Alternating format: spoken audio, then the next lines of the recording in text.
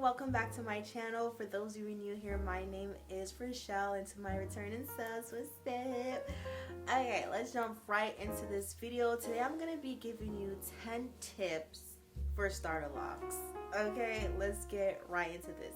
This is going to be geared towards my folks that are starting their locks themselves, or just in the beginning process of their lock journey, or you thinking about getting locks. Okay,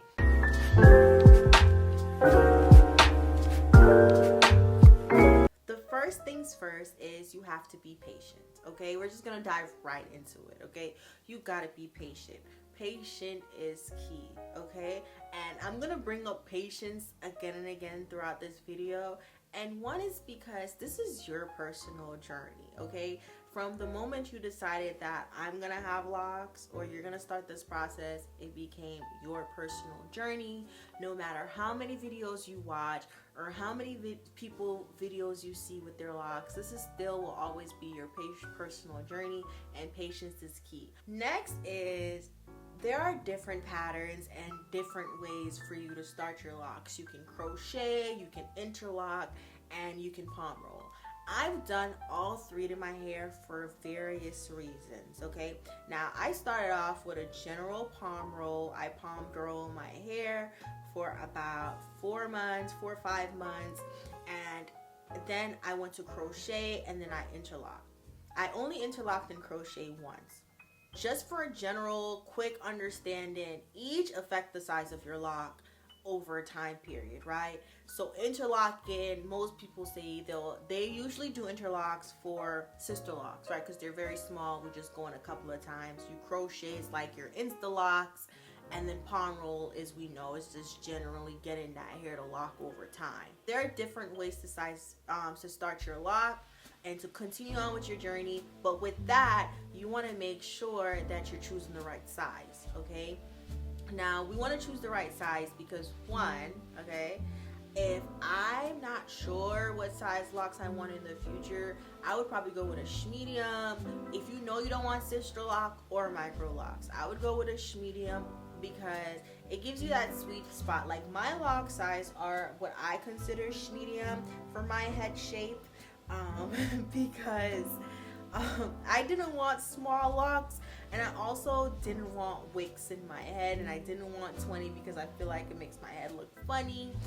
And I didn't want to start off with big lock, because if you start off with big locks and you're like, oh, I actually want them smaller, you're gonna have to restart the process, combing them out and starting over. So that's why you want to choose what size locks you want now, or the size that you want it now. Okay, next is minimal product is key. Okay, minimal product. I got a lot of keys, but minimal is number one. Okay, because one, a lot of product is gonna cause a lot of product buildup, and then it's gonna get stuck in your hair. We don't want that.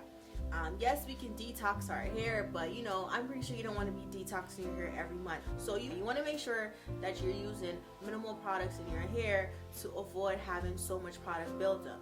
For instance, if you're new to my channel, right, I started my lock journey myself on December 12, 2021. I use pomade to lock my hair. That is one of the heaviest product you can put in your hair. You see what I'm saying? So you don't want to do that. I had buildup that I had to get rid of. Okay, next is, water is your hair's best friend. Okay, water is your hair best friend. I underestimated how much water my hair needed, and I'm speaking from experience, and I'm gonna show you some pictures.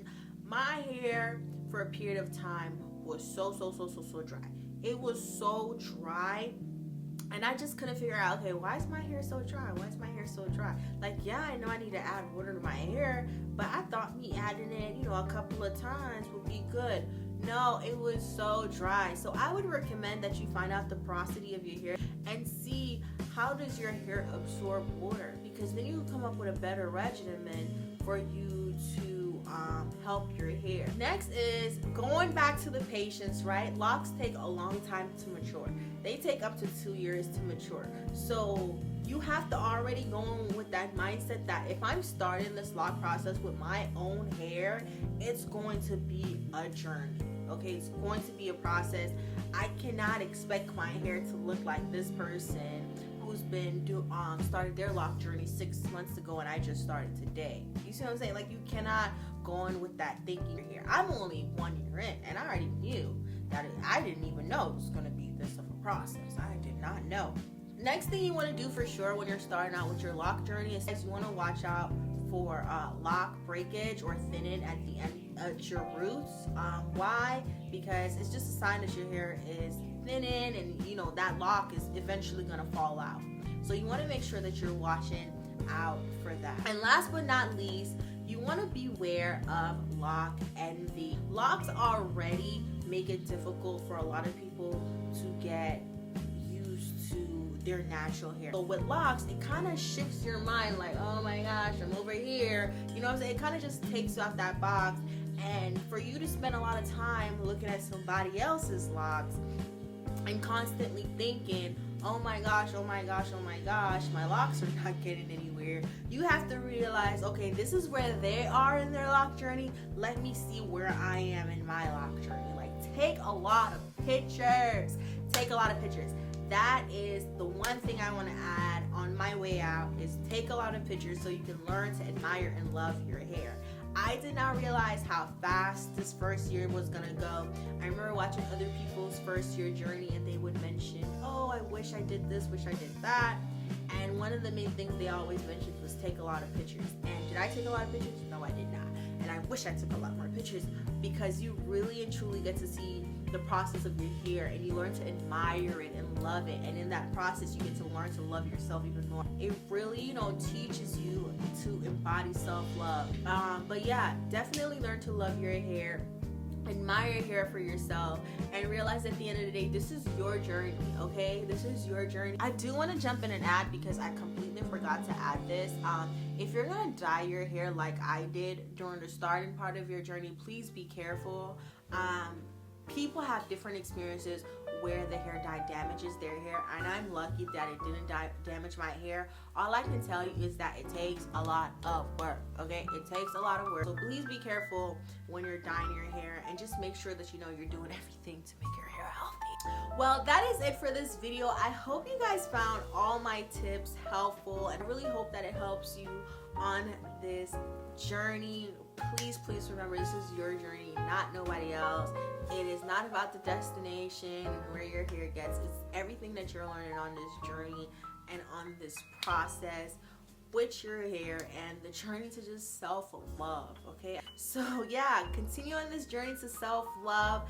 Thank you so much for watching this video. Don't forget to like, subscribe, share, and I will see you in the next one.